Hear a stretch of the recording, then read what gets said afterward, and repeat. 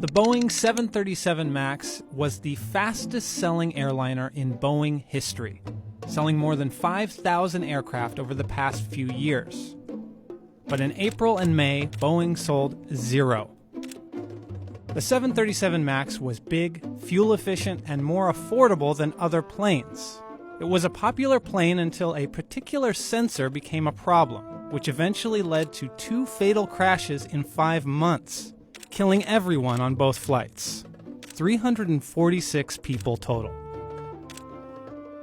Since then, there has been a worldwide grounding of the 737 MAX. Lawsuits from pilots and from families affected by the crashes, and congressional hearings, and the U.S. Department of Justice has begun a criminal investigation. Boeing took a long time to address the issues, which only seems to have made things worse. With modifications to the plane's software underway and hopes that it will fly again soon, the question remains, can Boeing bounce back? This wasn't the first time Boeing had a problem with their designs. In the 1960s, the Boeing 727 had issues with its new wings.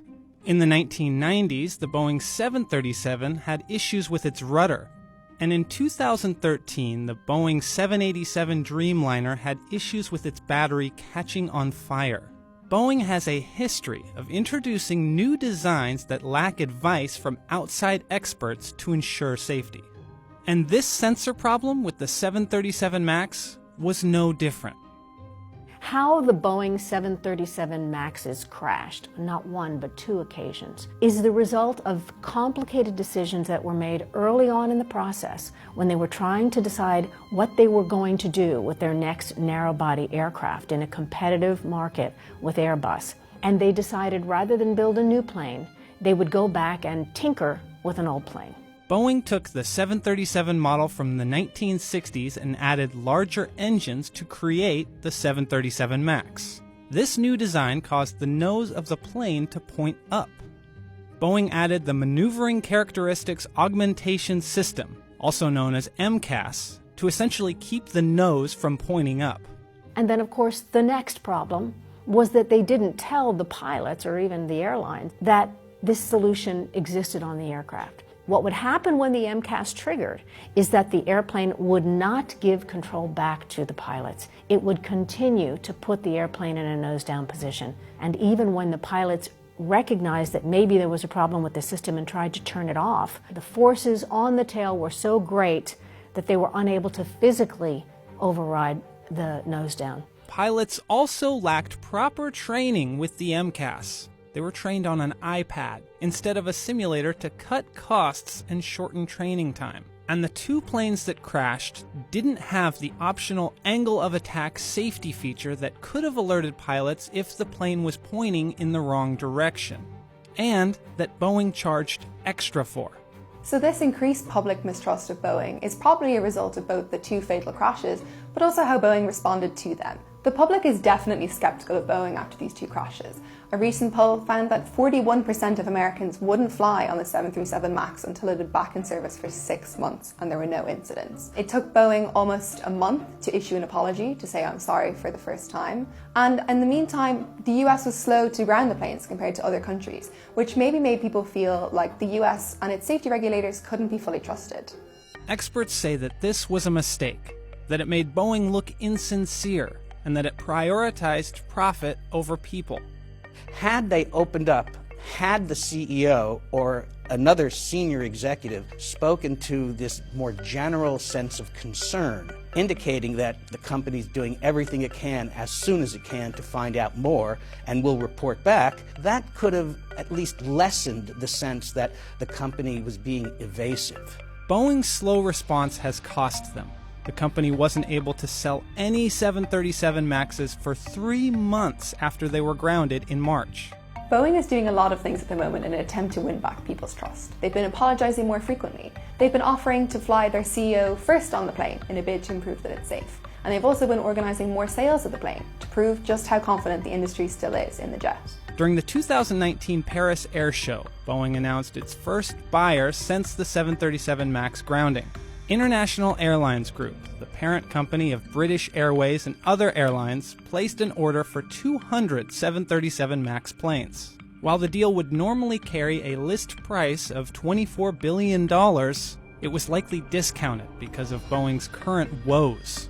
Though the planes won't start to be delivered until 2023, the sale gives the company a much-needed vote of confidence. You can't manage a crisis, but you can definitely manage how you communicate about it. They need to be able to get affirmation from individuals and groups who are credible and who were perhaps skeptical and who could indicate that the company is righting its wrongs. And that would go, I think, a long way towards ultimately regaining a degree of trust. But again, it's a slow process. Boeing may have gained support from certain airlines, but the company also needs to show pilots, flight attendants, regulators, and the general public that it cares through words and actions, that its planes are safe to fly and that the company can be trusted.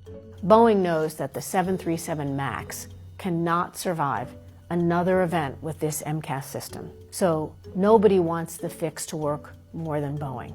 We can rest assured that its desire is there.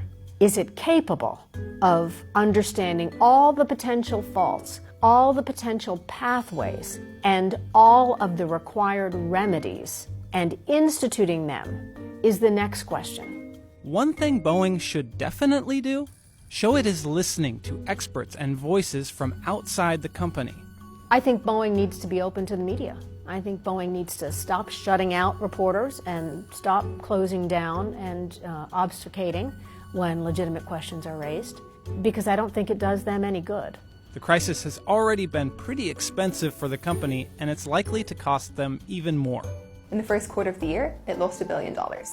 And airlines around the world now want compensation from Boeing, even those who say that they still completely trust Boeing and the plane.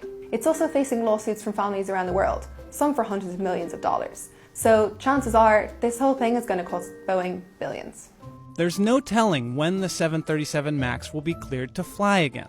Recent reports indicate that the software fix may not even work, and that the plane might require a hardware fix, which would be even more expensive and take even more time. But experts do believe that Boeing has a chance to recover from this. The company has to be much more open about what it is doing, while also making sure that there are no more issues with its planes. I think it's probably 60-40 that Boeing commercial aircraft will recover from this, but I definitely think that they've been shaken up enough to know they have to change their ways. We reached out to Boeing for comment.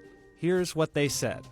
There are required standards of training internationally for air transport pilots. Boeing developed its training and materials consistently with those required standards and followed a process that was absolutely consistent with introducing previous new airplanes and derivatives. The process for flight crews is to ensure that they have all the information to safely operate the airplane. We know we fell short in some areas, including in communication with pilots, regulators, and customers. We're going to make improvements, and we own that. We also have to re-earn the trust of the flying public. Our focus in the weeks ahead is to work with our regulators and customers to ensure the safe return to service of the MAX. What do you think? Would you fly on a 737 MAX when airlines start using them again? Let us know in the comments.